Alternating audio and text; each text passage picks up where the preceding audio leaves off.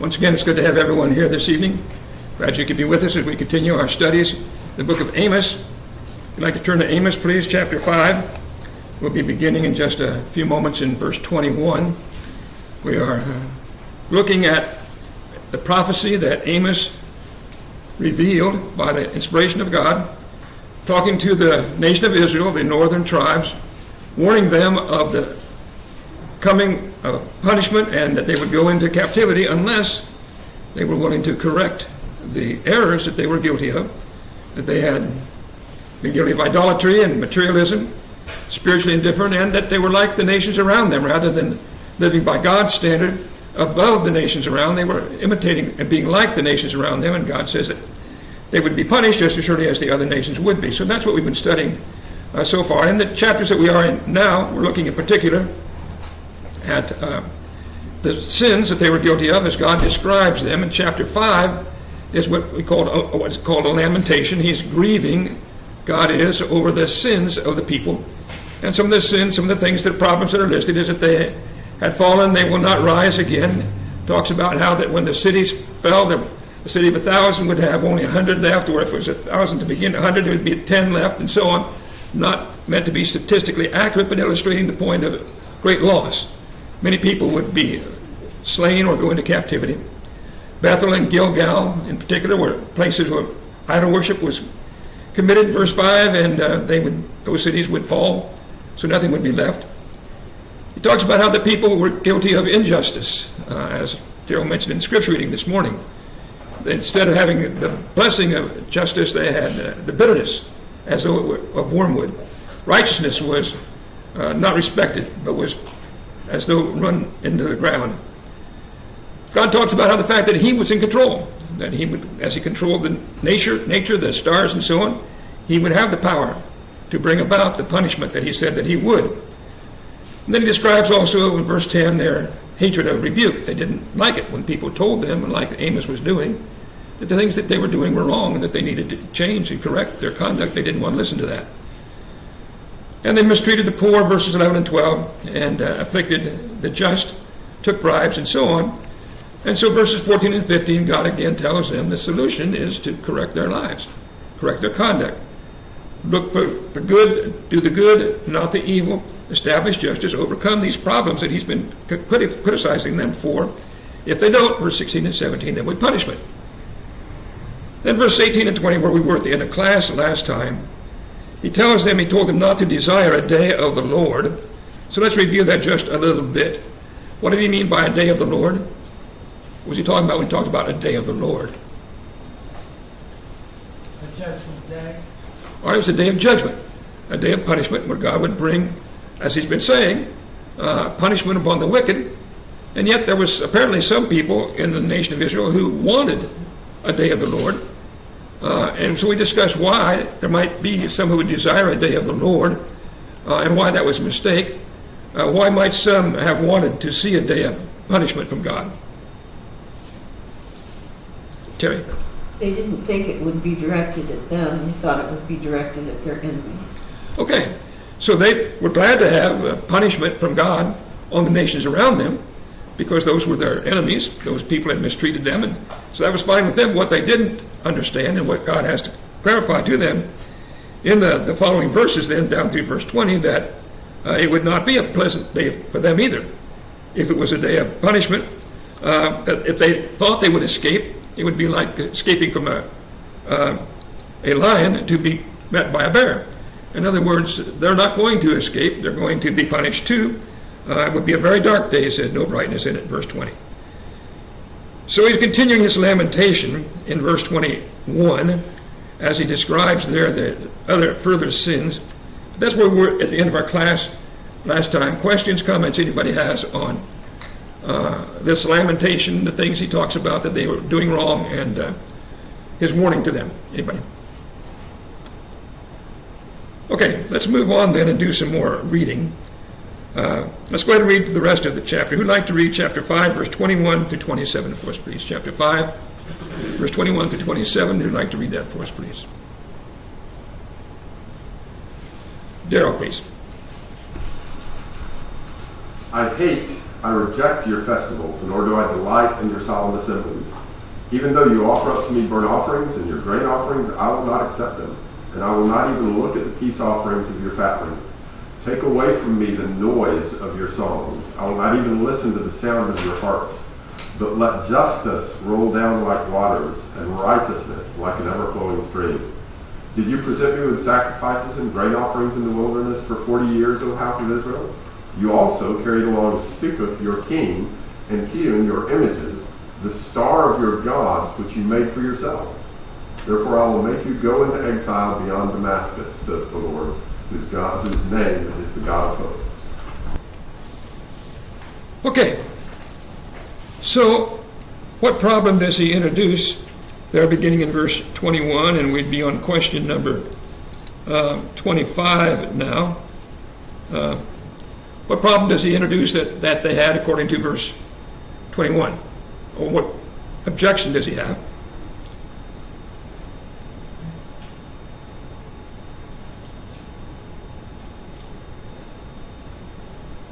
Terry. He hated their feasts. He did not take delight in their solemn assemblies.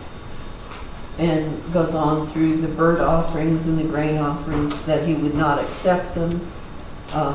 The peace offerings, I will not look upon them, and take the noise of your songs away from me. Their worship, he was not going to accept their worship. Okay, so the problem is their worship. And basically he's saying he will not accept their worship. Now, there are some people's worship that God will not accept. It's easy for many people to think, well, I'm worshiping even the true God. Surely I would be acceptable. God's saying that's not so. There's a problem with their worship in several things.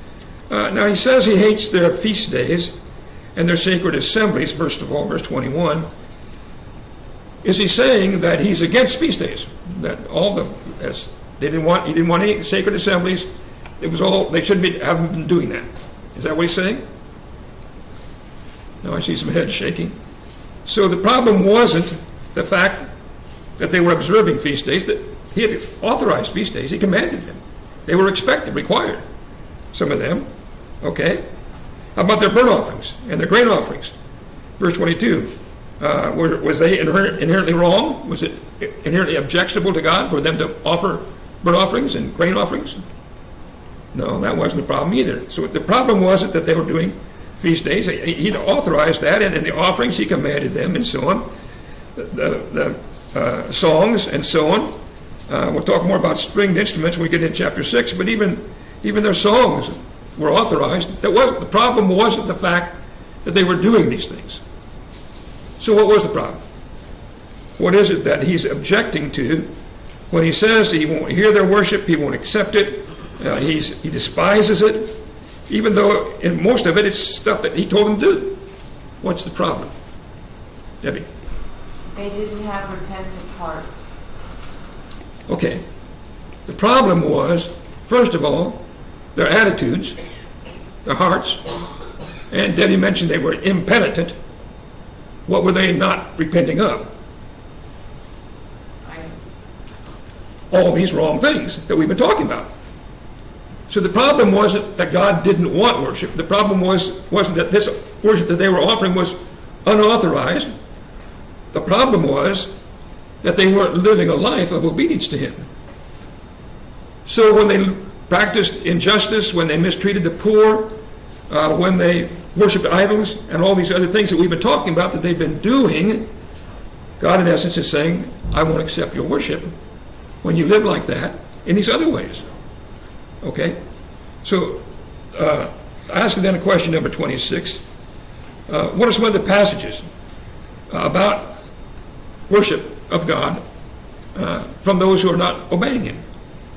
If we don't live the life, we sometimes say, if we don't live the life during the week, God's not going to accept the worship we offer on Sunday. Now, I realize that it wasn't the first day of the week in the Old Testament, but that's the point.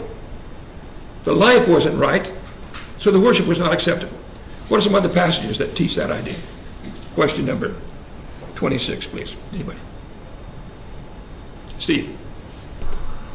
In John 9:31 it says, Now, we know that God does not hear sinners, but if anyone is a worshiper of God and does his will, he hears him. Okay, well, that passage is spoken by the blind man who Jesus had healed. So some people say it's not inspired, but what he said is the truth. What he describes is exactly what God is saying here in Amos and many other passages. God does not accept the prayers of people who are obeying him, aren't serving him. Other passages. Anybody? Susie. Isaiah in chapter 1 addresses basically the same issue. Verses 11 through 16 talk about his not accepting of sacrifices, etc. Okay, so again, Isaiah chapter 1. In fact, there are several places in Isaiah where God states the same idea, that the people were not worshiping him. And Isaiah and Amos, and much similar Hosea too, that we've been studying, very similar points that he's making, the sins of the nation of Israel, and God will not accept their service when they don't serve him faithfully in other areas. Okay? Any other passages? Frank. You mentioned Hosea. I had Hosea chapter 8, verse 13 and 14. As for my sacrificial offerings, they sacrifice meat and eat it, but the Lord does not accept them. Now he will remember their iniquity and punish their sins. They shall return to Egypt. For Israel has forgotten his maker and built palaces, and Judah has multiplied fortified cities. So I will send a fire upon his cities, and it shall devour her strongholds. Okay. So there's a point where we've seen it before in Hosea. We'll see it more as we go through the minor prophets and in the major prophets and so on. It's an important lesson for you and I to learn. If we want God to accept our worship, we have to be obedient to him. We have to live lives that please him. So what comments would you have then on any lessons that we should learn, applications? This is question number 27 now. What should we learn from this? Comments for our learning from these principles. Anybody? Well, what if, Darryl, was you? It was halfway up. Yeah, there's a lot of times and a lot of people who have the problem of it's easy to come to church, it's easy to say prayers, but their lives, they've got things in their lives that aren't right, and they know they aren't right,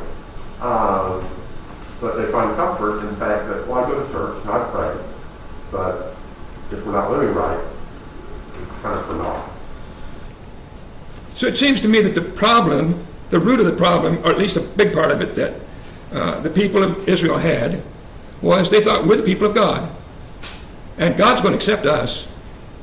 He's not going to accept these other people out here because they're from other nations. They're not his people. He's going to accept us.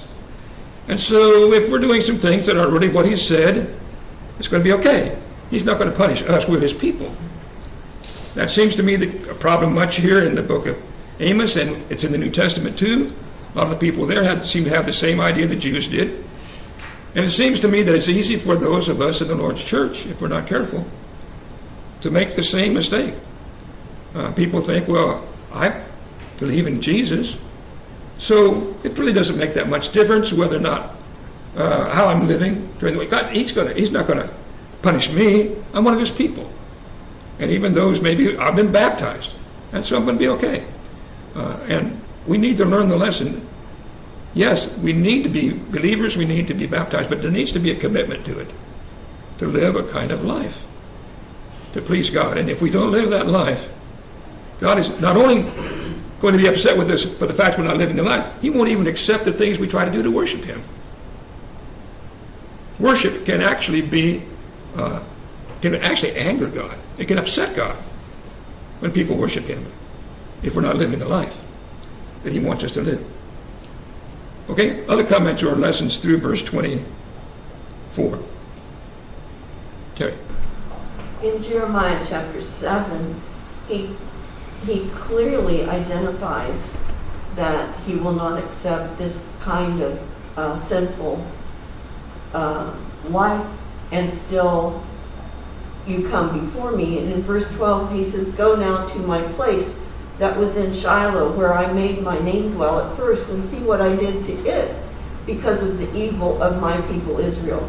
And verse 13, "And now because you have done all these things, declares the Lord, when I spoke to you persistently, you did not listen, and when I called you, you did not answer. Therefore I will do to the house that is called by my name, and in which you trust, to the place that I gave you and to your fathers, as I did to Shiloh." Shiloh was the place where the tabernacle had been back in the early days, the days of the judges. And then eventually, of course, when David became king and Solomon, they built the temple in Jerusalem. And so the place of worship was Jerusalem. But what Jeremiah is saying there is, don't you remember what happened about Shiloh? Just because the people were supposed to be worshiping there doesn't mean God's going to accept it. Shiloh was destroyed, was punished by God because of the evils of the people. And God's saying the same thing. Don't think that just because you're my people, just because you go through the motions of worship, that I'm going to accept you if you don't live the life. So verse 24 then, question number 28, what's the solution? What's he tell them to do about it?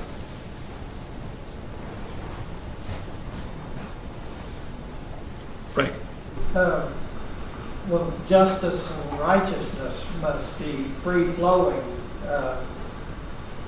That has to be their way of life, to think and act justly and righteously towards all and towards God. So the solution then, he says, is to practice these things that they haven't been doing right. Practice justice. He's criticized them for being unjust and for mistreating the poor and so on. Do what's right. Be righteous. What's the idea of justice running like water and righteousness like a mighty stream?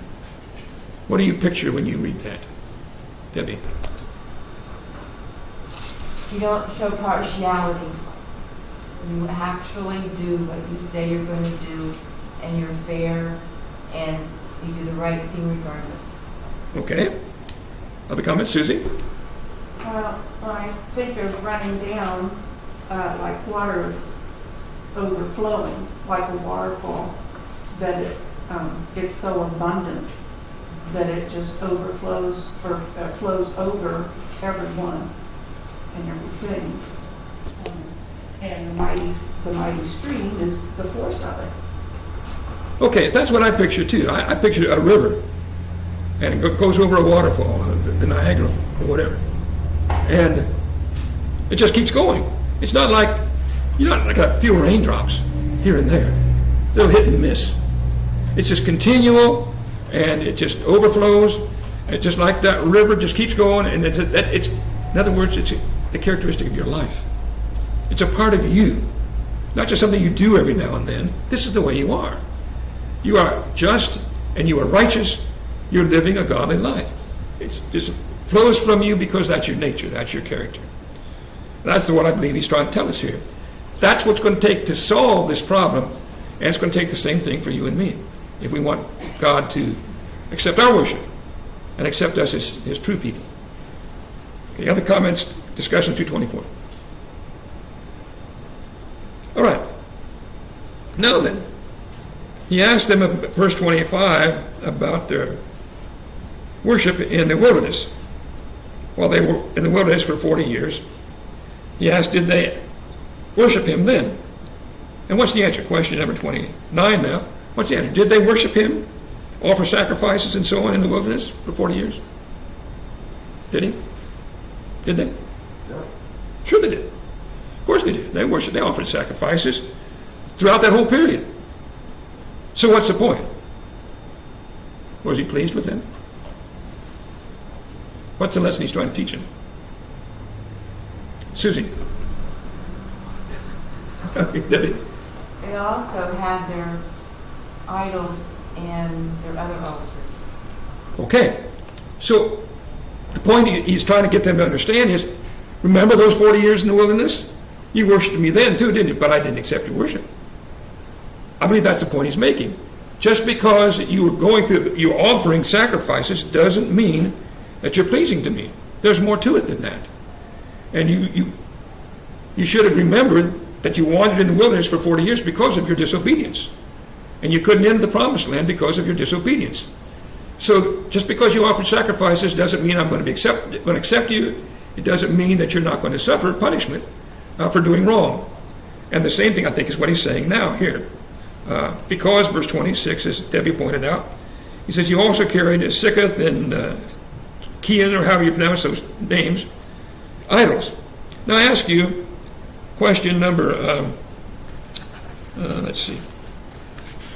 I get ahead of myself. Where's this quoted in the New Testament? This is quoted in the New Testament. Where is it quoted in the New Testament? That's question number 30. Where is it quoted in the New Testament? Frank? Acts 7, verse 43. Acts 7:43. Now the names are different. These are names of some gods. In Acts 7 they're different because of different language. A lot of times names are different in different languages. But the same, it's a quotation of the passage and it's making the same point. But in Acts chapter 7, who is speaking there and what's he talking about? Remember, what's the discussion in Acts chapter 7? What's it talking about? Who is it? Stephen. And what is Stephen's point there? But remember what he's trying to say? In Acts chapter 7. Well, what's the theme of Stephen's lesson? But remember what his lesson's about. That's Debbie. Well, he's trying to show them how wrong they've been all through history. All right, that's the point.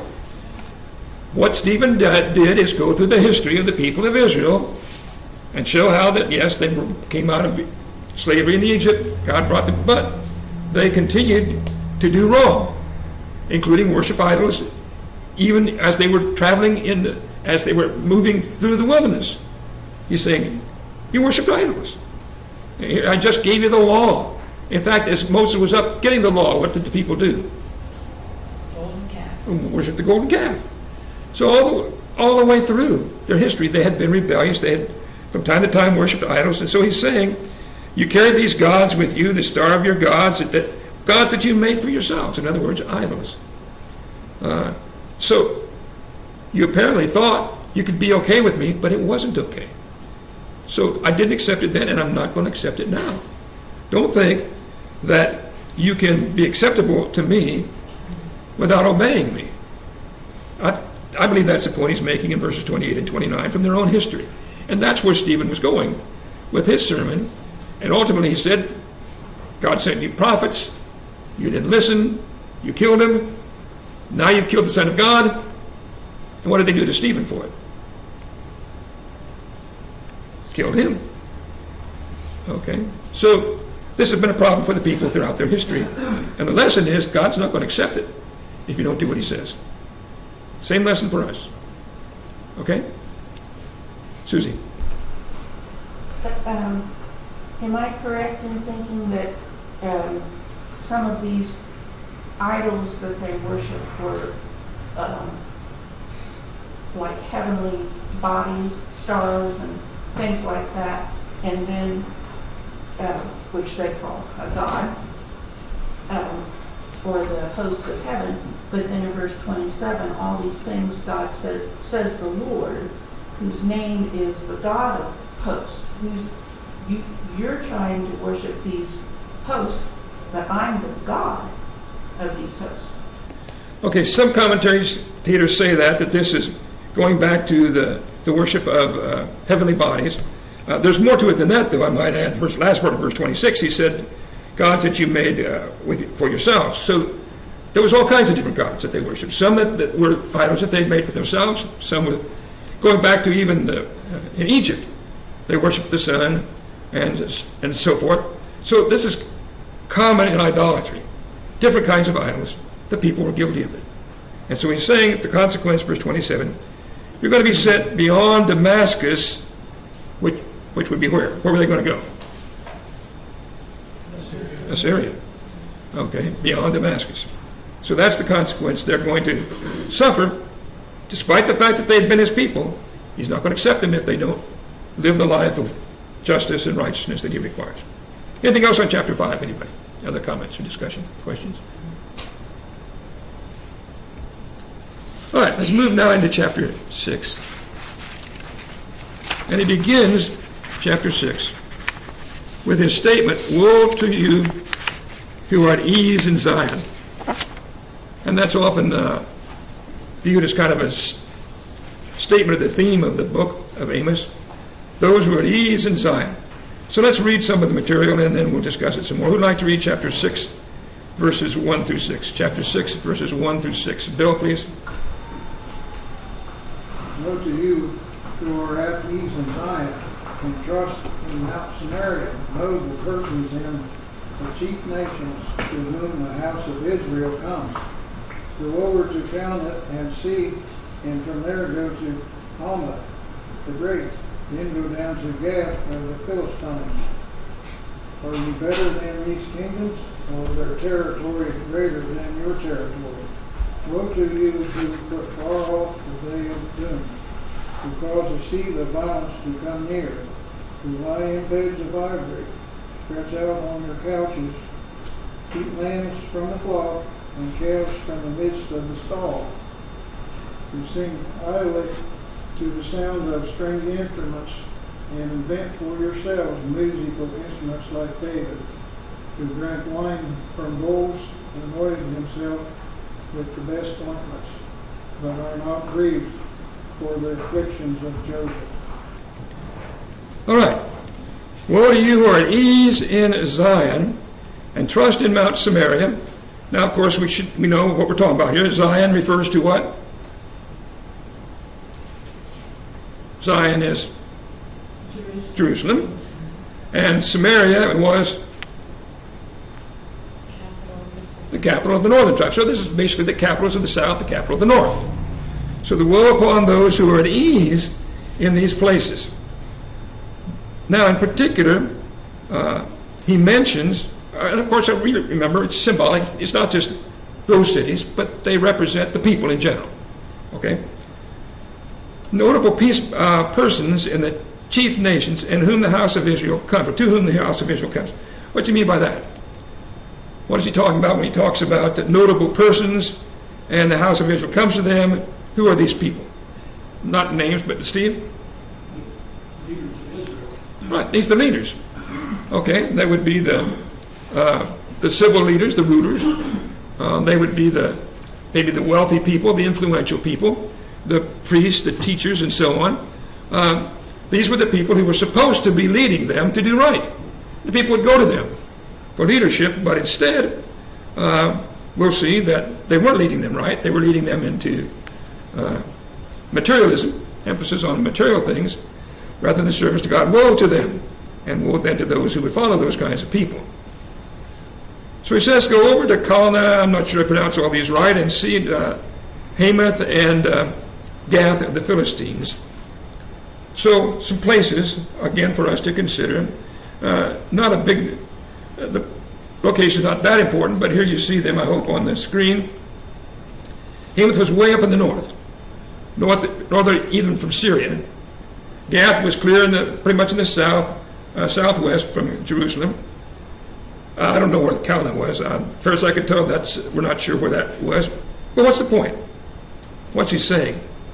Here's these places around you, back to the nations around them again. Remember our maps and our discussion of the nations around. He says, look at the nations around you, and what's his question about them? What is he wanting them to consider? Are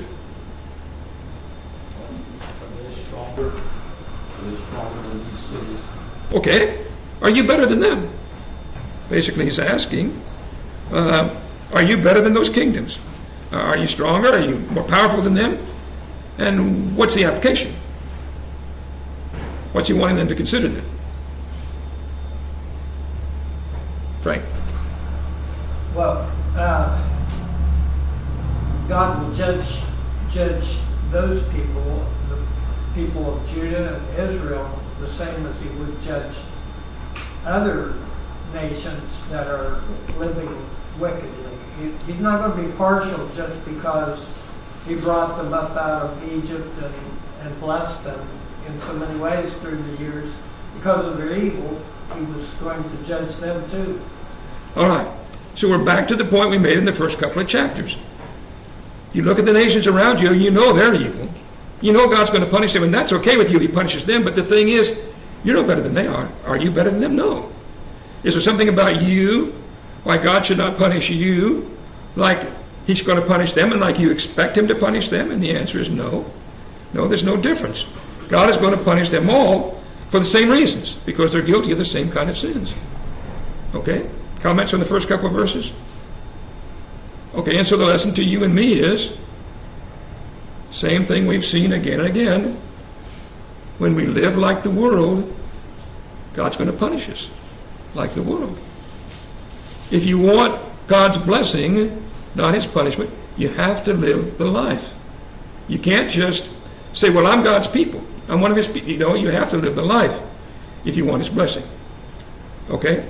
So, he's going to describe some more now. Here's some more about their sins. Back to the woes now. Those who would ease in Zion, verse 3 and through verse 6. Let's list some of them, then we'll go back and talk about some of them. What are some things he says? This is question number 5. What does he say about some things that they were doing? What were they doing? Verse 3, beginning. What were they doing?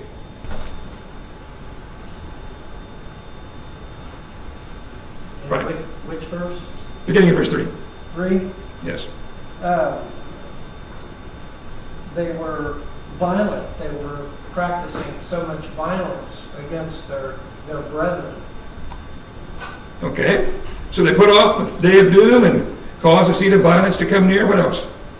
As we go down through the verses. Okay. They lived lavish lives. Okay. Beds of ivory, eating lambs and calves. What else? Verse 5. They were just sitting back, taking life easy, thinking they had everything made, giving themselves the best of everything. Okay, so he says in verse 5, they're singing from instruments, and verse 6, they're drinking wine from bowls, and anointing themselves with ointments. So here's all these things that they're doing. Let's go through verse 6 there. Now, as Rick said, he's describing their life of luxury, their life of ease. They've got it good. Remember, this is the time of Jeroboam, prosperity, possessions, things are going good. And so they're living the life of, well, I was going to say the life of Riley, but you probably, young people would know what that's about. That's an expression from back years ago. Some guy just not worried about anything, just enjoying life. But now, are these things, think about what he lists. Are these things that he lists inherently of themselves wrong? Would it be wrong to have a bed of ivory? Is that wrong of itself? What's the significance of a bed of ivory? Susie? But it's not wrong to have the bed of ivory as long as you're helping the poor person who's in need also. But they were more concerned with themselves and their pleasure than they were about others. Okay, so a bed of ivory was a very expensive bed, very valuable. Ivory was expensive, still is today, I guess. So they're making, but you don't need your bed made out of one. Okay, is it wrong to eat lamb? Wrong to eat calves? Well, not if it's not necessarily wrong. Is it necessarily wrong to sing to instruments? And we'll come back to that question later on in worship. But in general, is it wrong to sing to instruments? No, not necessarily inherently. Is it wrong necessarily to drink wine? Now, I remember the fact that wine is not always alcoholic in the Bible. It's wrong to drink wine from a bowl. Well, that's for the sake of discussion. Let's assume that's not alcoholic. I don't want to get into the question about that. Is it wrong to anoint yourself with ointment? No, these things are not wrong in and of themselves. They're not inherently wrong. So the problem is, back to Susie's point, it wasn't the fact that these things were wrong of themselves. The problem was the other things that they were doing wrong and the things that they were failing to do that they should be doing. Now, I want to focus for the rest of our time on the last part of verse 6, because I think this is the key. What does verse 6 say what was wrong? The last part of verse 6, what was the problem? Terry? They were not looking at the fact that they were living in sin and that they were ruining Joseph, or ruining God's people. Okay. He says you're not grieved for the affliction of Joseph. Joseph referring to, of course, not the man, but his descendants, the nation of Israel. You're not bothered by the problems that you've got as a people. It doesn't bother you. These sins that he's been talking to them about. So as far as I can see, the problem is not necessarily that things that he's saying here are inherently wrong. The point is you're just going on your way, ignoring the fact that things are not right. You're not concerned about it. You're not upset. You're not trying to do anything about it. You're just enjoying life, laying back and having a good time without paying attention to the sins that you're guilty of and the fact that you're all the things you ought to be doing that you're not doing. Okay? Other comments on down through verse 6, that discussion? Frank? Well, if you look back at the story of Joseph and how his brothers afflicted him and threw him into a pit and then sold him to slave traders, and he was carried down into Egypt. There's that affliction on Joseph that these people are continuing to carry out against their brethren. Okay, good point. They're mistreating other people in the nation, just like their ancestors mistreated the man Joseph. Okay, all right, good point. Other comments? Okay, so what does this mean to you and me? What should we learn for our society today?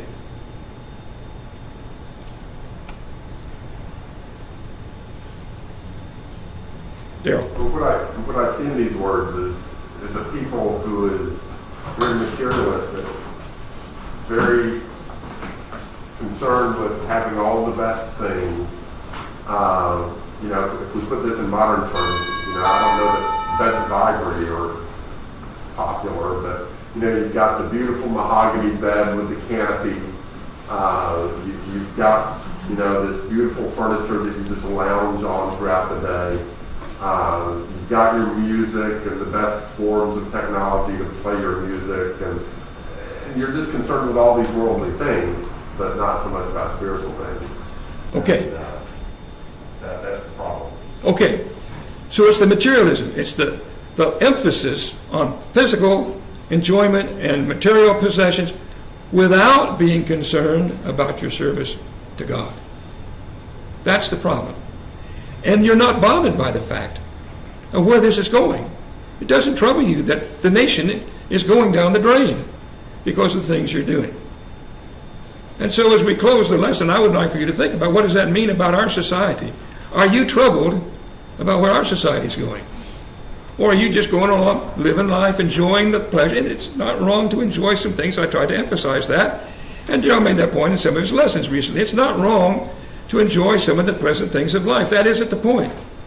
But the other side of it is, are you concerned about the evils and the wickedness that surround us and the consequences that are going to come upon the people who practice those things, and even upon you yourself if you don't overcome those and live a life of godliness, of pleasing to God? Where is your emphasis? Where is your focus in your life? That's one of the key points of the book of Amos, and I think we need to focus on that and realize that for ourselves, we've got to overcome the materialism of our society if we want the Lord to please us. All right, we need to take our break. We'll come back next time, Lord willing. And if you have more comments on down through verse 6, we'll discuss that further and then take up in verse 7 the next time. Thank you.